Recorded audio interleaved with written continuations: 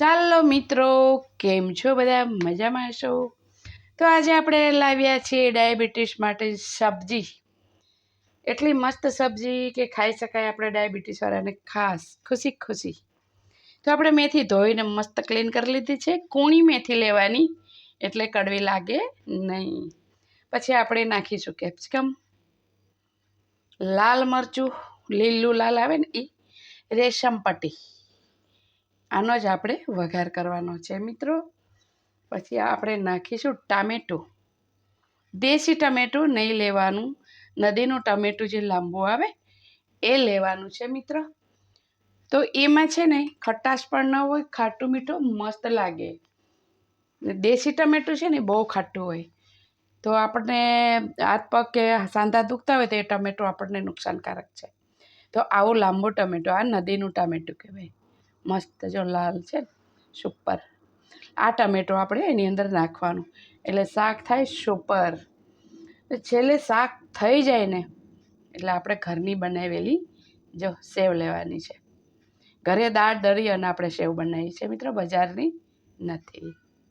અને વઘારમાં આપણે રાઈ લેવાની છે નો. તો શું લેવાનું છે મિત્ર? કાળા તલ. તો શા માટે?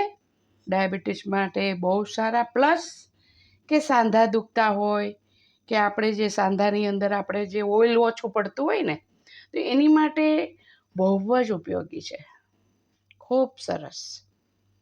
અને આ એક નાની ટિપ્સ કે મિત્રો, કોઈ બી શાક તમે રોજ બનાવો ને તો શાક બની જાય, આપણે નીચે ઉતારી લઈએ, પછી આપણે એક ચપટી ભરીને અજમો નાખી દેવાનો, પછી શાક ઢાંકી દેવાનું.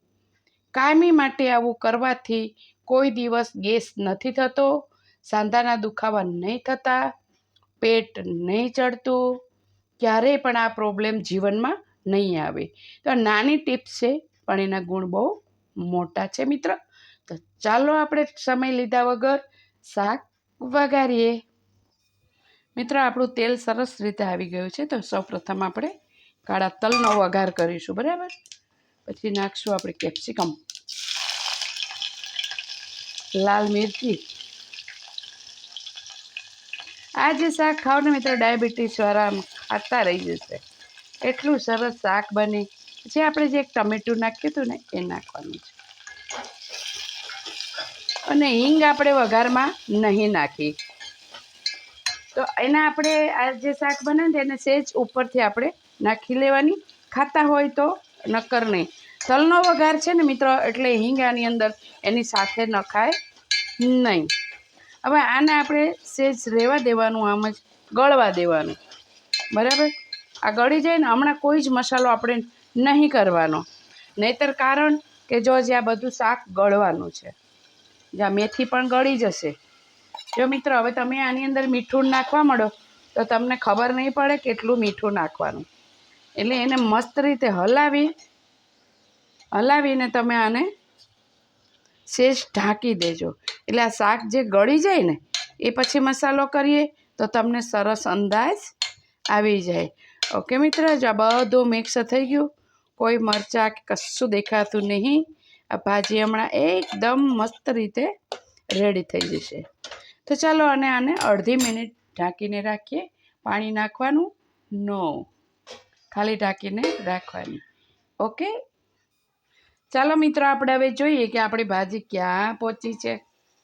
વાહ, ખૂબ સરસ, મસ્ત રીતે મિક્સ થઈ ગઈ છે એકદમ.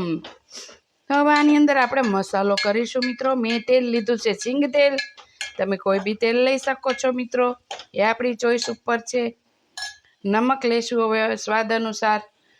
તો સિંધાવ છે મિત્રો, જેને બીપી બહુ ઓવર થતી હોય ને એની માટે આ નમક બહુ સારું. ડેલી માટે આ નમક ખાવાથી તમારી બીપી કંટ્રોલમાં રહેશે. એટલે આ બહુ સારું છે નમક. પેલું જે આપણે ખાતા હોય એના કરતાં આ ખાવાનું. અને સ્વાદ અનુસાર મિત્રો આપણી રીતે આપણે નાખવાનું છે. તો હવે આપણે શું એની અંદર ઉમેરશું? તો અડધી ચમચી ધનિયા પાવડર, થોડી હલ્દી, અને આપણે મરચું તો પેલું છે એટલે બહુ મરચું નહીં નાખવાનું. પણ આપણે જે ખાતા હોય ને મિત્રો તો તીખું, તો એ આપણી ચોઈસ ઉપર છે. હવે આને મસ્ત રીતે હલાવી લેવાનું. આપણી ભાજી તો મસ્ત પાકી ગઈ છે, સબ્જી પાકી ગઈ છે મસ્ત, પણ આપણે મસાલો તો પકાવવો પડશે. તો આને ધીમો તાપ કરી અને 2 મિનિટ આપણે ઉપર પાણી થાળીમાં મૂકી અને આપણે આને પકાવી લઈશું. થોડું આપણે ઉપર પાણી મૂકી દઈએ. ઓકે, ચાલો મિત્રો, હવે આપણે જોઈએ. આપણી સબ્જી મસ્ત થઈ ગઈ હશે. આપણે અંદર પાણી નહીં નાખવાનું, ઉપર જ રાખવાનું. ઓછથી અંદર પડશે એટલે બહુ જ મીઠી અને સ્વાદિષ્ટ બને મિત્રો. આ શાકમાં કાંઈ ન ઘટે. ડાયાબિટીસવાળા માટે બહુ જ સારું છે અને ખાવામાં પણ મજા આવે. તો હવે આપણે લાસ્ટમાં શું કરવાનું છે? સેવ નાખવાની છે. સેવ નાખ્યા પછી છે ને મિત્રો, ગેસ તરત જ બંધ કરી દેવાનો અને ઉતારી લેવાનો છે.